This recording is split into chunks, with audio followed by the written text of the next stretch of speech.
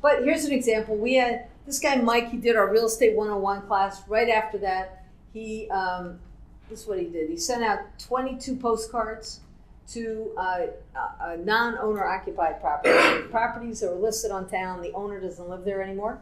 He sent out 22 of them, and he made 10 grand. So this is how this one went down. He, this guy called up on his postcard. He says, I'm a hard money lender. This guy started rehabbing. He made a mess. I had to foreclose on him.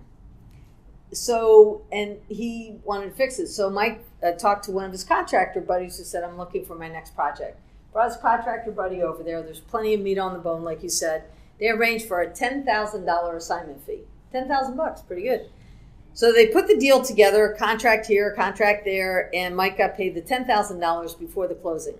The two gentlemen go to the closing. The hard money guy comes up from Florida. They know each other.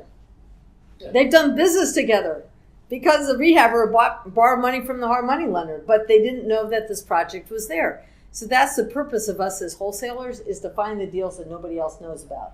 Don't try to bring us a deal that's already in the MLS. We already know about them. Go find something else. But I mean, $10,000, you could do a lot with that. So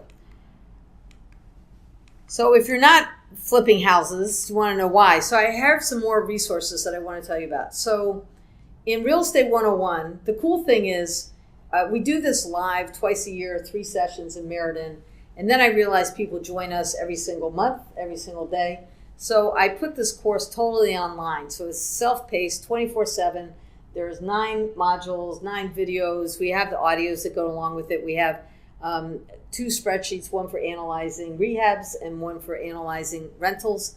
And I give you the wholesaling documents, and I give you how to estimate repairs, the whole thing, right? So that's one option for you for sure. And then at the expo, this guy, Karen Dunlap, is coming. He's from upstate New York, but he was born and raised in Fairfield County. I think he went to school, one of the Catholic schools, Sacred Heart or something, I think. He always, if it's good weather, he'll fly his own plane here. Anyway, he's a master wholesaler. This is all he does day in and day out, is lots and lots of wholesaling. Also, he's a master of marketing like I am, so I teach you a lot of different marketing situations. And he has money, so he will fund your deals, which is a great thing. So because when you're wholesaling, sometimes you have to buy it and then resell it the next day, and he has the money to give you that money. He has the money to give it to you. I'll also do proof of funds letters. So anyway, at the expo, he's giving away his offer generator. So he's going to give you some software you can use to generate your offer. So the next thing is you've got to have lots of deals coming to you, and Ray and Liz know this, and Linda knows this because I constantly say this. You've got to go find your own deals. So as the market slows, you've got to find off-market deals. Right now, if it's on the MLS and it's a good price, there are 10 offers happening overnight. It's just happening. So, by the way, if you are going to stick to the MLS, what I recommend you do is look for properties that are at least 90 days old, and preferably 6 months old. The older they are, the more flexible they are, and everybody else has forgotten about them. So off-market is not the MLS. It's not foreclosure sales or auctions. There's a lot of auction websites now, so you can find some deals, tax sales, but those are all, everybody knows about them. What I want you to do is deal directly with the owners, like that guy sent those postcards out. And I'm going to say it and say it and say it. You've got to find your own marketing. Why? These are the last few deals I've done. This Lantern Park condo I'll share with you, I got it from a lead from CT RIA. So every Friday we send out an email that says deals. And these are our members who have a deal and they want to sell them. Open up your email every Friday so you can see it. Now, if you're a wholesaler and you got a deal, you should post an ad on there for a big $10 if you're a member. It'll go out to our entire membership and you can find out about deals. So anyway, I found out about this one. The next 2 were family friends of mine. One was my contractor. One was just somebody I knew. And they were over leveraged. Remember, we talked about negative equity. And I directed them to a real estate agent to negotiate the short sale. And we bought both of them. And then the other one I bought because I was at an auction. I bought this 4-family house that I wish I had never bought. But now it's a beautiful building. But while he was there, the banker was there. I asked the banker from the credit union, I said, do you have any others? And he told me about this one. Now, this is the power of relationship. I met him. He said, yes, I have this one. I walked through the property, I did all my estimates, and I bought it for $79,000. People were shocked. Tell you, like, how could you possibly do that? They approved it. So one of my strategies is that when I am going to rehab a house, I want to sell it as fast as I can. So I try to figure out who is the best-selling realtor for that price in that town. So I would write that one down. You, again, remember you did all that database?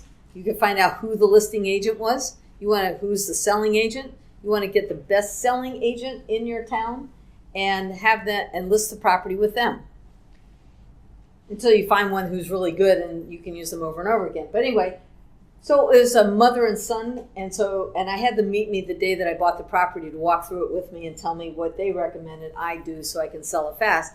And he said, I tried to buy this when it was going through the short sale process, and I even offered them $125,000. And they turned it down, and they sold it to me for $79,000. Go figure. Anyway, these are just from our students, actually. This one here, these are 3 duplexes side by side that our student saw it on a for rent by owner sign. She got 96% owner financing on these 3. Even better, a year later, her husband got 100% of all of his taxes refunded to him because of the depreciation of the buildings. That was $53,000 in money coming back from the government. We love that. So anyway, that's a sign. Call signs. As you're driving up and down your neighborhoods, look for rent by owner signs, for sale by owner signs. Pick up the phone and call them. And then create a conversation. Or create your own signs. We buy houses, signs. Julie bought 2 houses off of her signs. Have them be a little bit clever, like a little tagline or something. Or she has a picture of a motorcycle and a bicycle on there because that's what they like to do. And so they bought 2 signs on there. Hint, there are zoning laws, so I have to tell you that. So you might want to put them out Friday night and pick them up on Monday morning. Or put them on you're laughing, or put them on your own property. Or right now we're having lots of elections, so I figure if they can put out vote for me, we should put them out now. And then the next strategy is at midnight, as soon as the election is done, go get those signs and pull those stakes because they're like $1.50, $2 a piece for the metal stakes. So. And the other one was Pam and Rich. They sent letters out to people who were delinquent on their taxes. And they bought a 2-family house. They made an offer. The guy turned them down. And then right before the auction, the guy got suddenly motivated and called them back. And I think they bought it for $20,000 less than their first offer. So you might want to write this one down. This came from one of my mentors. Circumstances changes everything. Time and circumstances changes everything. The closer and closer they get to really losing that property, the more. So I used to track list pendants. That's the public notice when people are 90 days behind. I used to track them, but that means they're 90 days. But in Connecticut, you can keep your house for another 3 or 4 years. They don't really get motivated until they get this thing that says motion for strict foreclosure here in this state. Other states it's something else, but it's coming close, coming close, coming close. And then all of a sudden they'll pick up the phone and talk to you. So you need to know those pressure points. Some people will respond right away because as soon as they get that notice, they're like freaked out and I'm out of here. But most people, they've heard now that they can keep their house. So, by the way, I have one more fun fact about that whole market cycle thing. The reason why in the crash area where things crashed, why so many more people foreclosed, is that when you in a normal cycle. And you know that you can't afford your house anymore, the first thing you're going to do is put it on the market. So if there's enough, if you can get your price, or if there are enough buyers in a normal cycle, you're just going to sell your house. You're not going to short sale it. You're not going to go for it. But as time gets worse, and your house depreciates in value, or there's just not even before then, it might be there might be some equity, but there's just nobody that wants to buy. You can't sell in a normal cycle. So I know it sounds kind of obvious as I'm explaining it, but that's one of the factors behind all of these foreclosures that we had. So marketing, I love marketing. I give you 12 different ways of marketing. I give you lots of examples, and you should use them. And at the expo, I give you one of my yellow letters that I use and our students use, and I give that out to everybody. And all you have to do is customize it to your personality. Then Cam, again, he's going to teach you a lot of different marketing strategies. And then this gentleman, Al Lowry, is one of my mentors. He's 90 years old. I just went to a surprise birthday party in Vegas. And he codified this industry. And he's one of the most creative people, one of those no money down people. Remember I told you Joanne and Lou, they sold everything with owner financing, bought and sold. He's the guy that taught all that, even before Robert Allen. He taught Robert Allen. He taught Robert Kiyosaki. He tried Ron LeGrand, anybody, he taught them how to do this. So I asked him to come, and you should come now because he is 90, I just want to say. But he's very energetic, and he loves speaking, and he loves coming to here. But he teaches, he's going to talk about the foreclosure process, short sales, and bank-owned properties, and something called zombie houses. Anybody hear about zombie houses?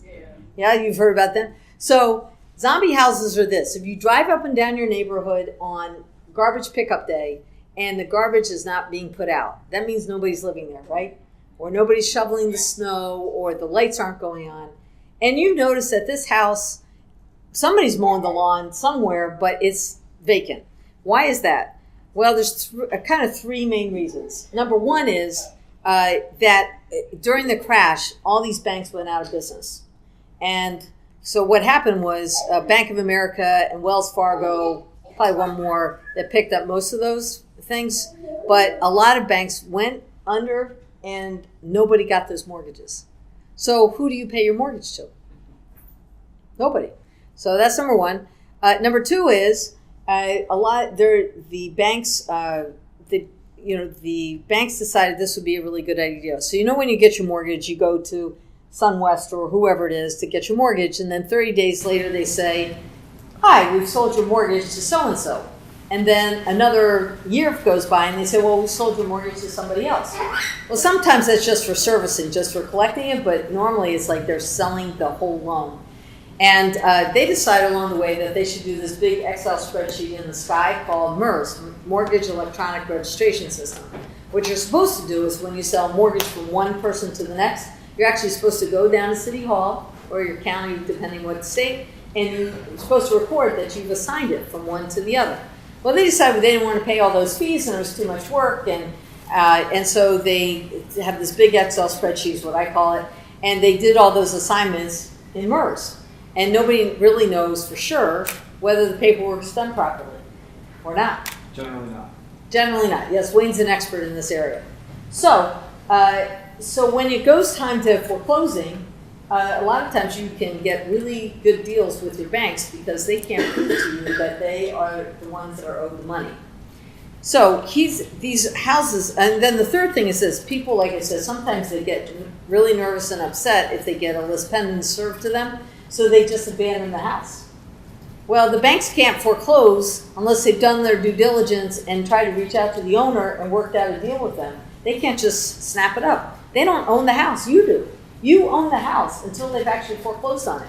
So it can take, I think it's up to 3 years that they have to go traipsing around the country to find the owner. And in those 3 years, nothing's happening.